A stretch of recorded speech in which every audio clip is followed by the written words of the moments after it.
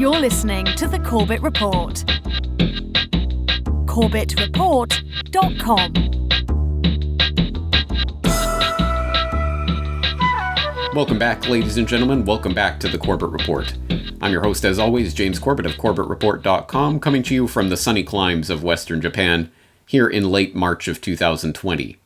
You're tuned into episode 374 of the Corbett Report podcast, The Greatest Depression.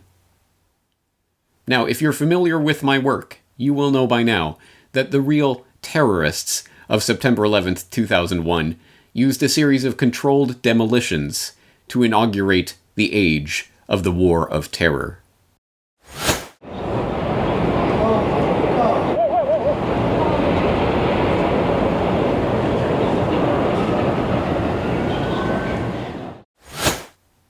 And as is becoming evident to all, in March of 2020, the financial terrorists used another controlled demolition, this time a controlled demolition of the economy, to usher in the next stage of this war on humanity.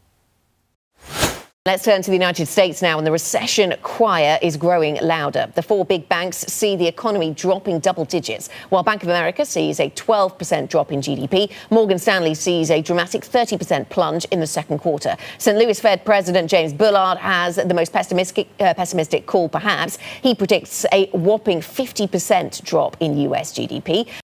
The spread of the coronavirus, COVID-19, has been a major shock to the growth prospects of the global economy and the euro area economy, and it has heightened market volatility. First, the outlook for global growth.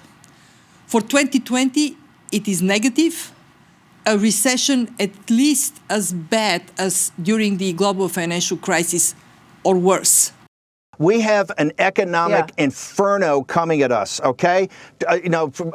Secretary Mnuchin was talking about 20% unemployment. Remember, from the great crash in 1929, and our stock market over the last 3 weeks has been like the great crash in 29. When Roosevelt was elected, that was 2.5 years later. Unemployment didn't drop really off the market until 31 and 32. Now it's going to drop next week and the following week. But let's be clear now. Nobody in our government, at least, or I think the prior government, could have envisioned flying planes into buildings. I mean, a global coronavirus pandemic that threatens the entire global economy.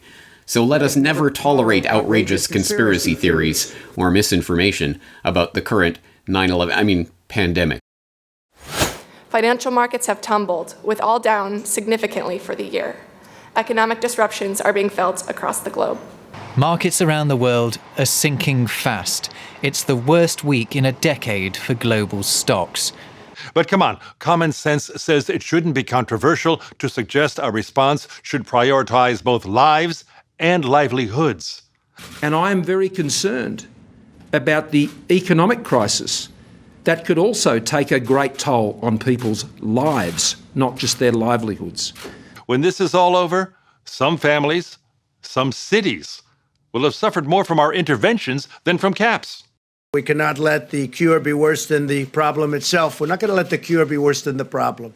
The World Bank and IMF together disperse about $185 billion per year in funds. And they've already distributed a substantial portion of that money in this crisis. Thanks to the generosity and mobilization of our membership, we rely on $1 trillion in overall lending capacity. The airline industries, would you consider them in some ways industries that we can't let fail? Some of them I would support. I mean, otherwise the entire system breaks apart, falls apart. But the reality is, look, it's the only inner-city transportation system we have. We can't let all the major airlines go bankrupt. Let us never tolerate outrageous conspiracy theories concerning the attacks of September the 11th.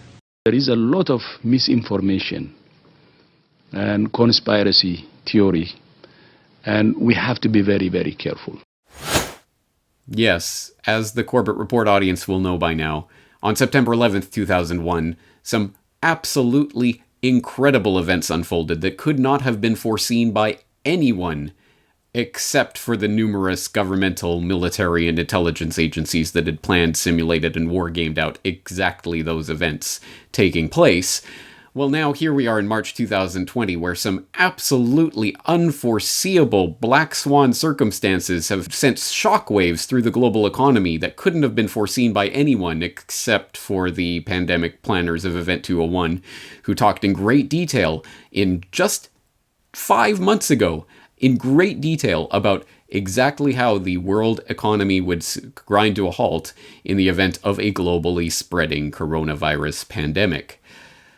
Where, of course, as you know, the attendees got their coronavirus plushies to take home as a little memento mori of that fateful conference. Anyway, as you know, there are a number of parallels that are worth looking into here, but I think in order to understand the events of the past few weeks from an economic perspective, we're going to have to roll up our sleeves and take a look at just some of the pieces of data that have unfolded like a nightmare across the news feeds in the past couple of months. And as much as I put in the caveat last week in this podcast, lamenting the podcaster's dilemma that I'm talking about unfolding and ongoing events in the middle of a crisis, so anything that I say to you will be necessarily partial and incomplete and open-ended, well, that applies doubly so in this chaotic economic environment where we are only beginning to see the beginning thin edge of the wedge of the economic effects of what is playing out through the global economy. So please take that into account, that this is only intended to give you a snapshot of what has been happening, but hopefully we can lay out some form of timeline that at least helps put these events into perspective. And let's start way back at the beginning of February 2020, when people started to fret about the effects of the complete shutdown of large sections of China, including some of its most productive industrial sections, would have on the global economy. And we get this, for example, from stories like this one, which came out on February 1st. More than half of China extends shutdown over virus, noting that at least 24 provinces, municipalities, and regions in China have told businesses not to resume work before February 10th at the earliest. And last year, those parts of China accounted for more than 80% of the Chinese national GDP and 90% of exports. Do you think that's going to have an effect on the global economy? Yes, it is. And that started to become quite apparent just 10 days later, February 11th. China is struggling to get back to work after the coronavirus lockdown, noting that worker shortages, transport disruption, a lack of medical supplies, and heavy-handed local officials are all making life difficult for businesses, the Chinese government said Tuesday. And it wasn't long before those ripple effects started to be seen and felt elsewhere, including in the United States, where on February 12th, for example, we got this report: coronavirus could start to empty shelves in some U.S. stores by mid-April. Note that we are not even in the midst of this crisis yet. This Wells Fargo report noted that we believe the time to start worrying about the supply chain risk ... is here. February 24th, so a couple of weeks after that, the Dow began its incredible, remarkable tumble, this time tumbling more than 1,000 points in one day, marking its third worst point drop in history. And actually, that looks like relative child play from our perspective here just a few weeks later. But don't worry, on February 25th, our friends at Never a Straight Answer published images, satellite images, that show airborne nitrogen dioxide plummeting over China. Well, there you go. So we can all be happy to see that the vision of the Green New Dealers coming into view already. Wow, we just have to just clamp down on all human productive activity, and then we can make everything better again, and the Earth will stop screaming. Fast forward a couple of days, and we wrap up that incredible week with Dow falling 350 more points to cap the worst week for Wall Street since the financial crisis. And again, that wasn't anything yet. So as I went on to detail in my subsequent subscriber newsletter, The Roller Coaster Ride Has Begun, that began an incredible roller coaster ride of a week in which on March 2nd, the markets opened to the biggest ever point gain on the Dow. And then the following day, the Dow dropped another 800 points after the Fed's surprising news about the economy. What surprising news? Oh yes, the Fed held an emergency meeting to slash interest rates by 0.5 percentage point. And the markets, instead of going yay, actually went, oh no, we're in deep trouble, and sold off another 800 points. But don't worry, the very following day we had the Biden bounce because Super Tuesday happened, and it looks like Biden is going to be the Democratic nominee. So Dow futures up 666 points, that number again, as traders forget about panicking Fed. March 5th, global markets follow US stocks higher. So I guess everything was all right again, right? Of course not. By March 12th, just 1 week later, the Dow Jones had its biggest point drop in history, plunging nearly 3,000 points in a single day. March 15th, the Fed panics. Again, one might add. Fed panics. Powell cuts rates to zero, announces $700 billion QE5, that's quantitative easing round 5 for those keeping track at home. I did write about quantitative easing round 4 in the newsletter last year, in case you missed it, and unveils enhanced global swap lines. March 15th, also that same day, I'm going to direct you to the actual Federal Reserve Board of Governors press release about these moves that is being reported on in that article that I just cited the headline, because I want you to read through this. If for nothing else, this is a press release from the Fed announcing the various measures that they're taking on that day, including measures to do with the discount window, intraday credit, bank capital and liquidity buffers. But scroll down to the bottom, and at the bottom of this press release is an announcement that, again, in any other trading day in history would have been front page news, would have been a major, incredible story. As it is, I don't think it even made a blip on the radars. Does anyone even remember that the Fed announced, under reserve requirements, for many years, reserve requirements played a central role in the implementation of monetary policy by creating a stable demand for reserves. In January 2019, the FOMC announced its intention to implement monetary policy in an ample reserves regime. Reserve requirements do not play a significant role in this operating framework. In light of the shift to an ample reserves regime, the board has reduced reserve requirement ratios to 0%, effective on March 26, the beginning of the next reserve maintenance period. This action eliminates reserve requirements for thousands of depository institutions and will help to support lending to households and businesses. Yes, reserve requirements. You may not have noticed, but reserve requirements have now been dropped to 0. So absolute unlimited balloon out loans and create loan money, debt money out of nothing as much as you possibly can, banks. 100% green means go. And don't worry, guys, this isn't some sort of emergency measure that came out of nowhere. No, we've been talking about this for over a year now, and here we are now just kind of rolling it out. Oh, when's it coming? Oh, yeah, next week. Just hold on, guys. Here it is.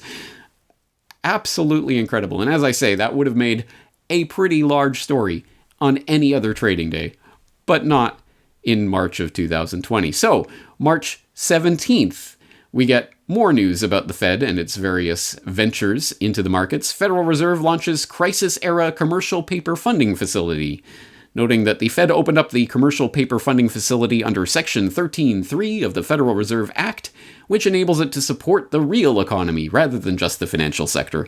And the U.S. Central Bank received permission from Treasury Secretary Steve Mnuchin. In a statement, the Fed said it was acting to provide credit that will support families, businesses, and jobs across the economy. Technically, the Fed set up a special purpose vehicle that will purchase unsecured and asset-backed commercial paper directly from eligible companies, facilitating new issuance. And as always, as I always say, the devil's in the details.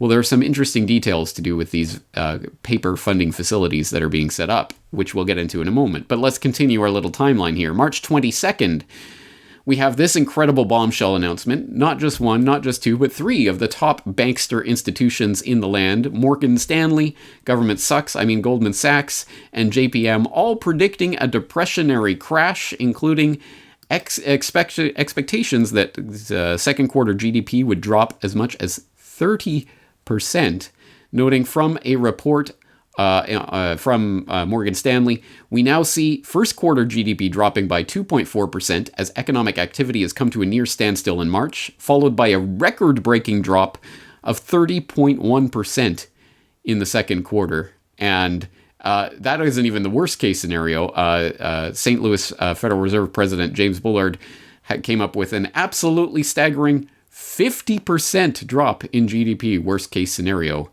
on that same day. So absolutely all of the banksters screaming that this is going to be the biggest economic event in human history, essentially, is what they're saying. Keep on moving. The same day, March 22nd. Don't worry, guys. The Fed is here. Fed will make up to $4 trillion in loans to businesses to rescue the U.S. economy, Mnuchin says. Following day, March 23rd. This was the fastest 30% sell-off ever, exceeding the pace of declines during the Great Depression, noting the moves in the stock markets in the U.S., and noting that, yes, there has never been a faster sell-off. And all of the gains made during all of the Trump presidency fueled by all that hopium in the economy and all the pumping up of the bubble, completely deflated in the course of a few weeks. Years of progress and wealth creation completely deflated in a few weeks. Makes you wonder. March 24th, Dow soars more than 11% in biggest one-day jump since 1933. What? What's going on? Oh, I guess good news. We're back to the gravy train. What gravy train specifically? Oh, that's right. March 25th, the $2 trillion coronavirus stimulus deal. And we get this explainer from Yahoo, noting some of the things that are in this $2 trillion stimulus deal. For the airlines, a special provision. The deal reportedly includes $50 billion specifically for passenger airlines, $8 billion for cargo airlines, and $17 billion for firms that are deemed to be important to national security. There are billions more for businesses, provisions to ban stock buybacks, and other stimulative measures, including, of course, that wonderful money from heaven. Hundreds of billions more dollars in the deal will also indirectly flow to businesses. First and foremost, lawmakers hope that the $1,200 checks that they're going to be writing will be spent across a range of industries. And then on March 25th, again, news. It's interesting what news impacts you in what way. And this was a psychologically impacting story for me because I did note this in my editorial on The Roller Coaster Ride Has Begun, that negative interest rates are coming to the U.S. I did not expect that they would be coming to the U.S. within the span of a few weeks. But here we are. Negative rates come to the U.S. 1 month and 3 month Treasury bill yields are now below zero. So as a wrap-up and as some way of trying to synthesize all of the information about just what the Fed has been doing for its part in funding in the trillions of dollars of different liquidity injections that it's going to be making, we'll turn to Wolf Richter at wolfstreet.com, who's been doing some great work. I've been reading his economic analysis of what's happening in the markets, and he's been doing some good work documenting this. So I'll direct you to a wrap-up article of sorts that he wrote in March 23rd. What are all the Fed's corporate and investor bailout programs and SPVs, special purpose vehicles? Here's the whole shitload of them. And he starts by breaking it down in the bailout programs that have been announced into three broad categories. Number one, Fed buying assets directly. Number two, the Fed setting up special purpose vehicles, or SPVs, that then lend or buy assets directly from other businesses. Or number three, the Fed lending to its 24 primary dealers against collateral, and that collateral can be anything the Fed decides, including now stocks. And in the end, finally, old bicycles. Why not? And then he breaks down all of the different stimulative and measures and different facilities that have been announced so far, including QE Unlimited, which is also being referred to as Q Eternity, which I think that's probably the one I might use. Q Eternity. The purchases of Treasury secretaries and MBS mortgage-backed securities will be unlimited. Previously, the limit had been $500 billion of Treasury securities and $200 billion of mortgage-backed securities. That's child's play. No, in 1 week alone, by the end of the week, the Fed said it would buy $375 billion in Treasury securities and $250 billion in mortgage-backed securities. You have quantitative easing, CMBS edition. CMBS, commercial mortgage-backed securities. QE purchases will now include CMBS. But don't worry, only those that are backed by the GSEs and Ginnie Mae. Oh, so it's all government approved. The primary market corporate credit facility to lend to large companies, which is essentially the Fed lending to SPVs that then provide bridge loans with maturities of 4 years to large investment-grade corporations. You have secondary market corporate credit facilities buying corporate bonds and U.S.-listed bond ETFs. You have the insidious TALF-back, yes, the Term Asset-Backed Securities Lending Facility, which was created during the Lehman collapse of 2008. And in this case, the Fed is going to lend money to a special purpose vehicle, an SPV, which then lends on a non-recourse basis to entities and well-connected individuals so that they can buy recently issued asset-backed securities that they post as collateral. And in case you don't realize what that is saying, first of all, of course, lending to entities and well-connected individuals. So it's not for you and me, of course. It's for people who are already sucking directly on the teat of the Fed's trillions. But on a non-recourse basis. Do you know what that means? As Wolf Richter explains, non-recourse means that if the asset blows up, the individual, the well-connected individual, can just walk away from it unharmed and let the SPV deal with the debris. Do you get what's going on here? In case you don't, a little history on the TALF, as Wolf Richter provides here. At the end of 2010, under orders from Congress, the Fed released data on over 21,000 transactions it performed during the financial crisis, which revealed, among many other outrageous acts, that the Fed lent to well-connected individuals and all kinds of hedge funds and others under its TALF program so that they would buy certain assets, such as these consumer loan ABS, asset-backed securities, drive up their prices, sell them to pension funds and others later for a huge profit, and pay back the loans to the Fed. And who are these well-connected individuals? People like John A. Paulson, Michael Dell, Christy K. Mack, wife of former Morgan Stanley CEO John Mack, small world after all, Kendrick R. Wilson III, former Goldman executive and top aide to Hank Paulson Jr., a name that might come back up in just a second here.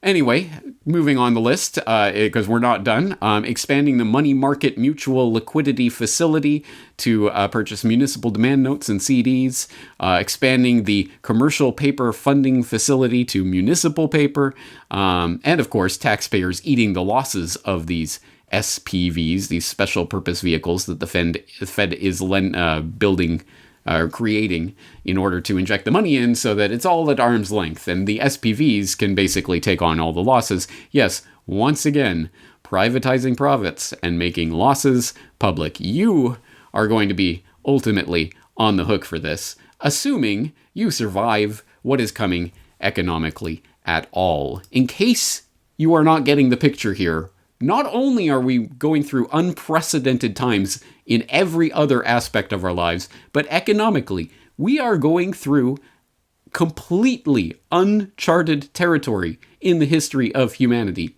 Never have markets been blown so big and been completely shut down in such a short amount of time.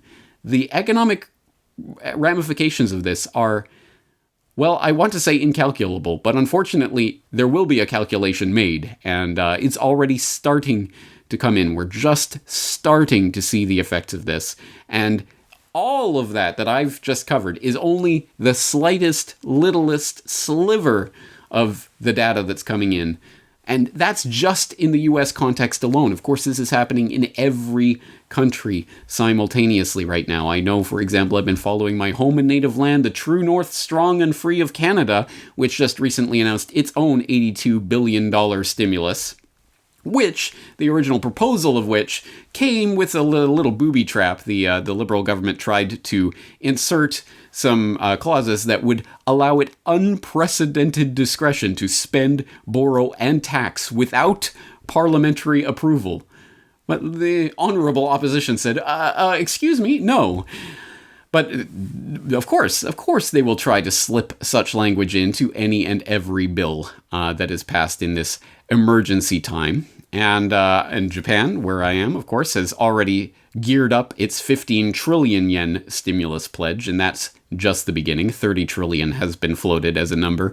But again, this is just the beginning of the crisis. This is just the early days.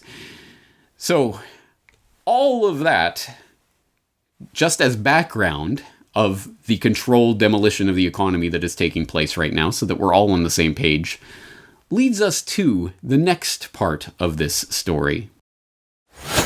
Digital dollar stripped from Pelosi pandemic bill. House Democrats' latest version of the Take Responsibility for Workers and Families Act, this would be H.R. 6379, revealed late Monday, does not contain any language around a digital dollar in its section or on direct stimulus payments. The so-called lawmakers introduced the bill last week envisioning a digital payment system organized by the Federal Reserve and its member banks to directly send these funds to U.S. residents to assist them with expenses during the COVID-19 mitigation measures, which have already resulted in massive unemployment and a potentially severe recession, at the very least. In the latest 1,404-page draft, U.S. residents would get $1,500 per person, though individuals with an income greater than $75,000 and couples with an income greater than $150,000 would have to repay the funds. Thanks, government. The section detailing the payments, which starts on page 1090, so earmark that page, appears to be less specific on how these payments would be sent to individuals than previous versions have been. The draft bill introduced by Speaker Pelosi, a Pepsi from Calitopia, on Monday no longer includes any language around a digital dollar. A separate bill introduced by Representative Maxine Waters, a Pepsi from California, H.R. 6321, titled the Financial Protections and Assistance for America's Consumers, States, Businesses, and Vulnerable Populations Act. They should talk to Blumenthal and get a catchy, acronym, earn it kind of name for this. According to CoinDesk, the Maxine Waters bill still mentions the digital dollar, though that language is expected to be removed from the bill. So, James, as we were saying, the Earn It Act seems like it's just sitting around in committee. These both seem like they're also sitting around in committee. But the latest I can grab, and I didn't actually send this over to you in the show notes, from the Clinton News Network, of course, is the big package they've put together. The White House and Senate leaders struck a major deal early Wednesday morning over a $2 trillion package to provide a jolt to an economy struggling amid the blah, blah, blah, blah, blah. What's to say, again, that this latest thousands of page omnibus bill doesn't contain essentially the spirit of Earn It, the spirit of the Pelosi, the Maxine. They might all be in there and we just don't know it yet.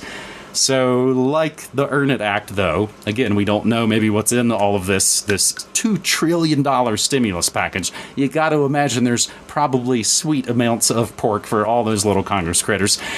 These are also other ones that, again, a lot of talk, but the bills, from what I can tell, are all still sitting in committee. And again, we'll include the notes right to congress.gov, where you can ostensibly keep up with all the actions made on the bills, they call it. The bad part about all this is, James, they'll be right back with this bill if and when the economy really tanks in a couple of months. Let's think about this. Did they just come up with this idea over the weekend and the Federal Reserve was like, yeah, that's a great idea, go for it, and then they wrote 1,000 pages about it? No way. Exactly like the Patriot Act. It was written and waiting on the shelf and waiting for the pandemic. As I hope you know by now, that is a clip from the most recent edition of New World Next Week, where James Evan Pilato of MediaMonarchy.com and myself go over the strangely nearly simultaneous inclusion of nearly identical language about digital dollars and digital dollar wallets being included in not one, not two, but three separate bills, 2 in the House and 1 in the Senate, to do with stimulus or economic aid or whatever they're calling it, related to the coronavirus fallout. And that is an interesting story, because this is where we get to the rub of the controlled demolition of the economy. Now, I have always maintained it is one of the successes of the 9/11 truth movement that we were able to go from those early days after 9/11, where many people could not wrap their minds around the idea of false flag terrorism. But why would a government attack itself? To the point where people understand that as a tactic and understand how it can be used by power structures to consolidate and expand their powers. Any failure by an authoritarian structure is just an excuse to write ever bigger checks, to ever expand its powers, and to grow its bureaucracy. And that's exactly what happened in the wake of 9/11, and it is because of 9/11 that we had the launch of the war on terror and the war in Afghanistan, and of course that was rolled into the war in Iraq and had many, many reverberations that are still being felt to this day. So that now we can get past that question. Why would the government attack itself? As if the mailman or the dog catcher or your local official, the government, was involved in a plot like that. No, that's not how these things operate. And similarly, we may be facing the new paradigm in which people may be asking, but why would the banksters attack their own economy? And the answers are remarkably similar, and here is just one example of that. This type of booby trap being implanted in the economic aid that they're going to hand down from the heavens as a result of the economic calamity we see taking place around us, the digital dollar. And yes, James Evan Pilato is very right to be suspicious that this, for example, Pelosi's 1,400-plus page bill was just written overnight, just dashed off in a few hours, and, just happened to have this language about digital dollars that, wow, wouldn't you know it, Maxine Waters has the same language, and hey, this senator has the same language, where everyone, I guess, just arrives at the same idea at the same time, just out of magic, and then it gets reinforced as soon as it appears in the public consciousness and gets reported on, but don't worry, it's been taken out of Pelosi's bill, not Waters, and I don't know about this. It still seems to be in the Senate bill as well. But anyway, it's been taken out, so don't worry about it, guys. But, COVID-19 stimulus should incorporate digital dollars, says NASDAQ.com guest contributor Ezekiel Kopik, who, by the way, is a partner at C Labs working on the CeeLo blockchain platform, and, by the way, previously held a variety of roles at the Federal Reserve Bank of New York. And he writes, as the world grapples with the devastating effects of the coronavirus, the need for a digital alternative to paper money becomes increasingly clear. In light of the potentially ruinous economic impact now facing society, the U.S. government is preparing an enormous fiscal stimulus package, likely calling for the Treasury Department to send checks to every citizen in the country. But this approach has significant shortcomings, and the government needs to adopt a more innovative alternative. In a nod to these shortcomings, a draft Senate bill inspired by an earlier House Democrat proposal redirected the public discourse by calling for the use of a digital dollar and a corresponding digital dollar wallet to help send funds expeditiously to all qualified individuals. And he goes on to lament that it can take up to 9 weeks for physical checks to actually work their way through the system and get to the people, and at any rate, it takes many days for most people to end up getting their money, whereas this could be instantaneous. All you need is a digital dollar wallet that's being maintained by a Federal Reserve member bank, and the Fed can inject their funds directly into your account. What could go wrong? This is great, right, guys? And this amazing idea that just happened to, I guess, crop up in some House Democrat bills somehow and then got adopted in a Senate bill. Well, there you go. Good. This is how good ideas spread, right? This is how they arise, right? Oh, well, maybe not. You see, in fact, the digital dollar idea has been around for a while and has been talked about and lusted after by people of, well, shall we say, connections for a number of months now. In fact, going back to around almost exactly the time of Event 201, interestingly. Back in October of 2019, we had this op-ed in the Wall Street Journal by J. Christopher Giancarlo and Daniel Gorfine, who wrote, "We sent a man to the moon. We can send $1 to cyberspace. Washington should edge out rivals with a regulated platform for trading greenbacks via blockchain. America was complacent about its technological dominance until the Soviets' 1957 Sputnik launch woke us up. Recent developments in digital currencies similarly threaten the dollar's dominance, and Washington policymakers are taking notice." And it goes on to say, "We propose a digital dollar, a government-sanctioned blockchain protocol created and maintained by an independent non-governmental group, but administered by banks and other trusted payment organizations. Cash brought into the system would be exchanged for digital US dollars on a blockchain, with the cash lodged in special escrow accounts maintained by the Federal Reserve. The system could start with a pilot program. People could use their preferred provider's smartphone app to buy digital dollars, then use them in daily transactions. This mechanism could ultimately digitize the dollar in both domestic and international transactions. What are the benefits of this system? Well, this new payment network would still rely on trusted, regulated intermediaries to maintain digital wallets and validate transactions, but it would also let individuals, companies, and states tap the potential advantages of distributed ledger payments, such as much higher transaction speed, enhanced access, and greater transparency. This should mean lower costs for business and consumers and new economic models based on real-time transactions and micropayments. Security would be another major advance, because no individual validator of the payment ledger would hold complete information regarding all payments. The system would solve some of the privacy and antitrust concerns that arise when a single intermediary, like WeChat or a foreign central bank, holds complete information.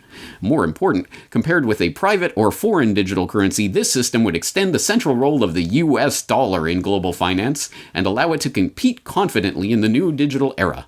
The first major digital currency initiative to draw American users would be fully and unequivocally backed by the greenback. Backed by the greenback. This new digital currency regime would require the support and participation of key actors, including the Fed, along with commercial banks, non-bank intermediaries, technology innovators, and social media platforms. Its independent protocol would prevent conflicts of interest, deploy the best available technology, and gradually expand the network to more participants, both foreign and domestic. And oh, by the way, who is Mr. Giancarlo and Mr. Gorfine? Oh, Mr. Giancarlo is a former chairman of the Commodity Futures Trading Commission, the CFTC. Yes, that CFTC. And Mr. Gorfine is a former chief innovation officer of the CFTC and an adjunct professor at the Georgetown University Law Center. And they set up the Digital Dollar Foundation, which, in association with its bankster-connected co-founders, oversees the Digital Dollar Project, which has been pimping this digital dollar at bankster events like Davos, where they made a push for the digital dollar in January of this year. So for the last 5 months, there's been a concerted campaign to get this digital dollar rolling, and hey, wow, here's the perfect opportunity. And isn't it interesting? This is exactly what I talked about and pointed to in my episode on the Bitcoin PSYOP. This is the PSYOP. Blockchain, digital, cryptocurrency, central bank administered. It's all the same. Don't think about it. This is crypto. You've heard about that. You've heard about that blockchain stuff, right? You've heard about Bitcoin. Well, this is basically that. It's going to be a federally administered, Federal Reserve administered digital wallet. So it'll just, they'll inject funds in and you'll spend them and they'll see absolutely every transaction that's going on. It'll be fine, just like that crypto that all the cool kids are talking about, right?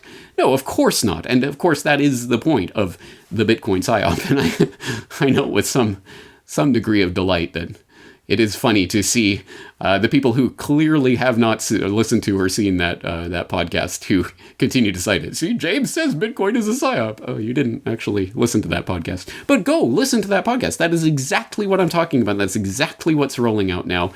Instead of decentralized cryptocurrency, they're going to take it completely centralized, fiat, blockchain, and they're going to try to confuse the public with it. And mission accomplished, because 99% of the public could not tell the difference and has no idea what's going on. And here's how it's rolled out. It's rolled out in the midst of an international emergency, economic emergency at the very least, let alone other types of emergencies, to the point where most people won't even know what's going on until it's already instituted. And then suddenly, oh, I'm getting money in this digital wallet. Okay, oh, well, this is how we spend it. And what is the ultimate effect of this as these ideas work their way into the economy? Because as James Evan Pilato and I said in that New World Next Week episode, it may not happen in this particular round of crisis, but the idea is now injected into the language. It's in the legislature. It's working its way through the system. It will come forward eventually in some form or other. And what's the plan then? What's the big deal? What's the beef? Well, of course, the Fed will be happy to inject the UBI or the stimulus or the coronavirus relief money or whatever it is as we plunge into the Greatest Depression and things get worse and worse and you rely more and more from this manna from heaven. And, well, yeah, I mean, we can't just give everyone just free money. You have to.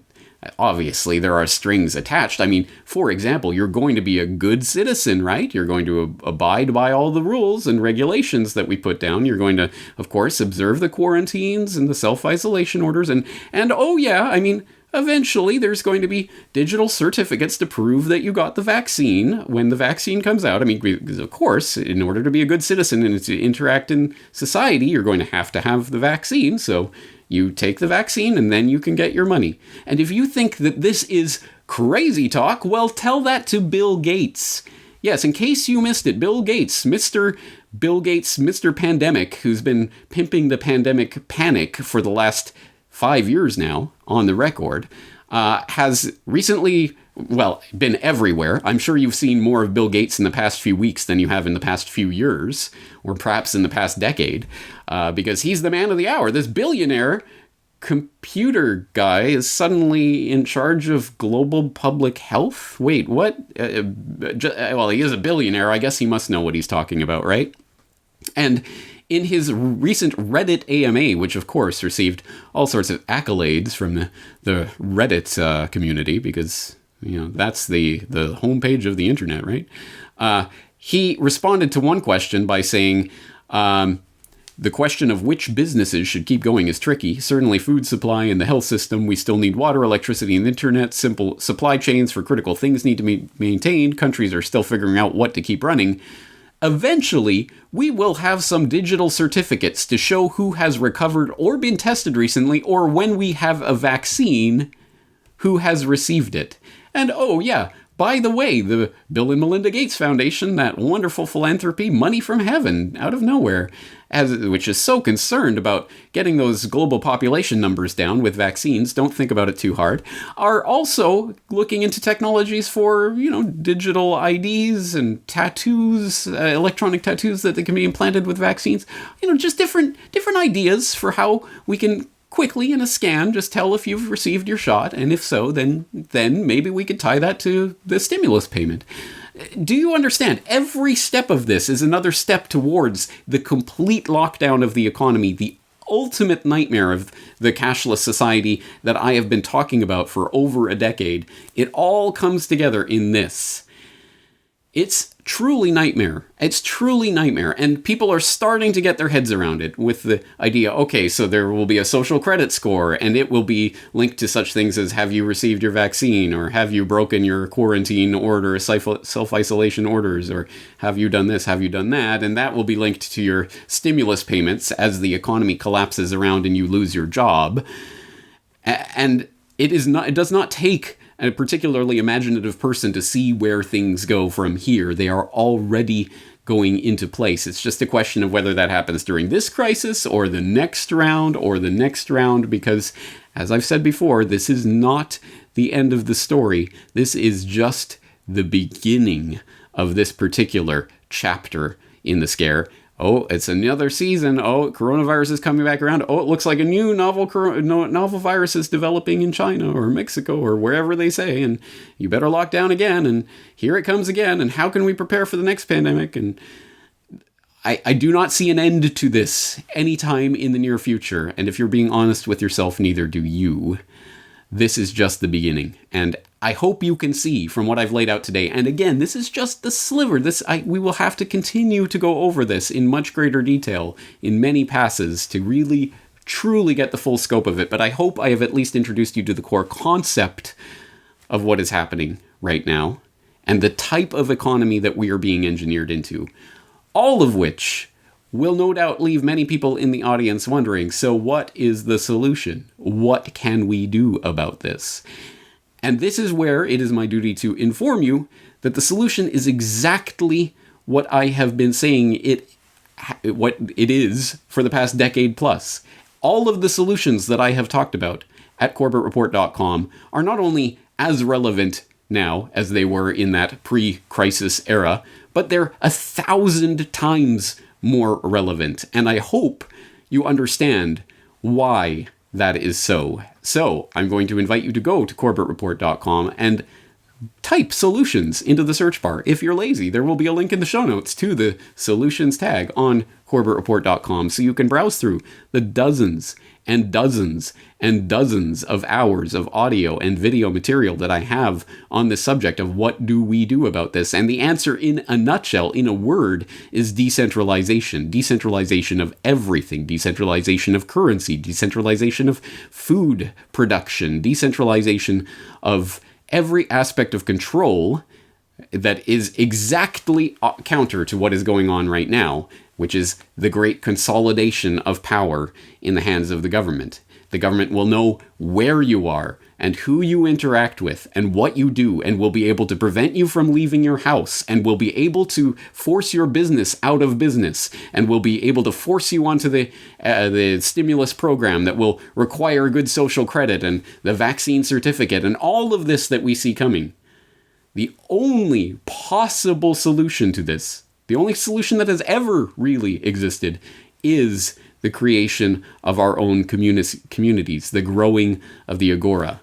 And this is a subject that we're going to, again, have to come back to over and over, but I did broach it recently when talking to Dan Dix of Press for Truth about these very subjects. Well, James, you've been warning people about this for over a decade and a half, and perhaps now people are listening, and I hope they are. So if that indeed is the case, what sort of advice might you have for people moving forward, especially if we are in just phase one of a multi-phase attack here, let's call it, if we are about to see the next wave of this, clampdown, the next attempt at gaining another step towards the one world government, the total control grid, the cashless society, what do people need to know today before things get too crazy, when they're paying attention now because, things are getting crazy? What sort of advice do you have for people now who are just now starting to pay attention? Well, absolutely everything that I have said about solutions and the way forward has been magnified by 1,000 with light of this emergency situation, which has always been the case. I've always been talking about the way out, the solutions that we have on the table. And yeah, it may be small today, but you start small and you build it up, because by the time the crisis happens, it will be too late. Well, now we're in the middle of the crisis and people are maybe more receptive to these ideas, which is unfortunate, because the time to start was the day before yesterday, as in several years ago, let alone today. But I would highly suggest people go to CorbettReport.com and just type the word solutions in the search bar and look through the dozens and dozens and dozens of articles and videos and interviews that I've done over the years on various aspects of the solution, which I think you can put under the broad category of decentralization. Because what is happening right now is an absolute centralization of power and control in the hands of the government. They want control over every aspect of your life, including your ability to leave your own home. Again, you couldn't have even said this a couple of months ago and gotten most of the population to even contemplate the possibility. Well, here it is. So if you want to exist in a world where you don't have to rely on some government to provide you with stimulus money so that you can squeak by, the only solution is community organizations, freedom cells, agorism, and trading amongst neighbors through community currencies and alternative currencies and cryptocurrencies and precious metals, and not just one or, not A, B, or C. No, D. All of the above, all of these things, guerrilla gardening, farmers markets, all of these things which you should have been building up over the past several years when you know there's a problem coming. Here is the problem, and here is why. The only thing that can get us through this, other than some magical handout from the unicorn government that's going to have a few strings attached, is to have community structures in place, to have a community of some sort. And community can be virtual, and I think there is a good aspects to having an online community that can support you, but also, of course, physical, geographical community that you can actually physically interact with and transact with, which will be the only way, again, in the future, assuming we head towards this digital central bank currency. Again, might not happen this week, but it's coming and they're prepping you for it. When that happens and you have to have your I took the vaccine bracelet or whatever it is in order to transact with people. Well, the only other way to get around it will be in these community organizations and currencies that you have fostered that are decentralized. And that's it. That is the solution. And most people don't want to hear it because they would much prefer, someone's going to automatically give me money in my account every month. Hey, great, problem solved. But that's basically forsaking your humanity, because the further we go down that road, the more we are nothing but tax cattle to the controllers. I'm not here to sugarcoat this news or to sell you a bunch of soap.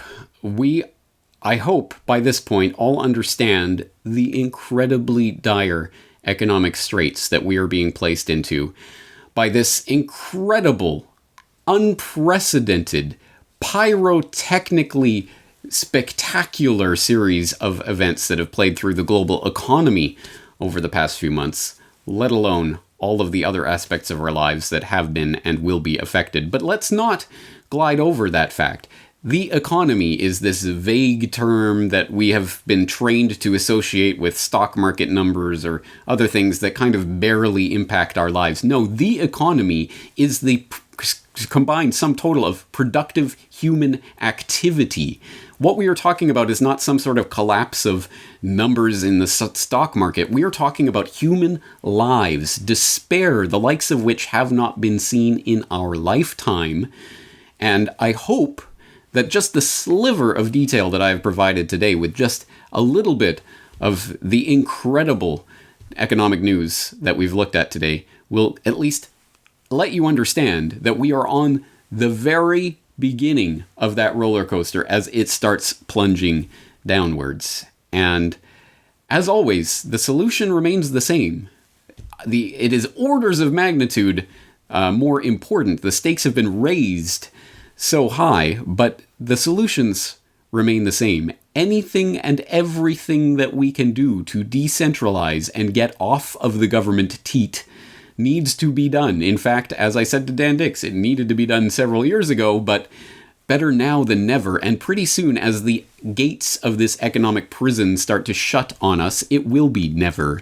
So building and fostering community organizations and freedom cells, interacting and transacting with those around you in alternative currencies and complementary currencies and cryptocurrencies and precious metals and LETS systems and other ways of transacting and interacting goods and services with each other that don't rely on government-issued fiat are all going to be important, as with decentralizing food production, for example, guerrilla gardening and supporting locals' farmers markets and other things of that nature, decentralizing energy, getting off of the energy grid. Absolutely everything that we can do to maintain as much self-sufficiency as possible is what is going to be required to avoid this economic dragnet as the controlled demolition of the economy takes place and the government puts out its hand as the savior that will pry you from the rubble. Don't worry, we've got you. It just comes with a few strings attached. Well, if you are in that vulnerable position, you won't be in a position to say no for you or your family's sake, which is why the stakes have never been higher. And as I say, there are going to be a lot of links in today's episode to both study what is happening in the ongoing, unfolding economic collapse that we are living through, but perhaps more to the point, more importantly, the actual things that we can be doing and should have been doing, but can continue doing to get ourselves off of that government enslavement grid, because it is coming. Some very important information today. I hope you will spread this information to others who are willing to listen. And I will be continuing to document this as it continues to unfold. So I hope you'll be here to join me for that unfolding story. This is James Corbett of CorbettReport.com. The Corbett Report is brought to you by the Corbett Report subscriber, a weekly newsletter featuring James Corbett's international forecaster editorial, recommended reading and viewing, discounts on Corbett Report DVDs, and once a month, a subscriber-only video. Sign up today to start receiving your copy at CorbettReport.com/support.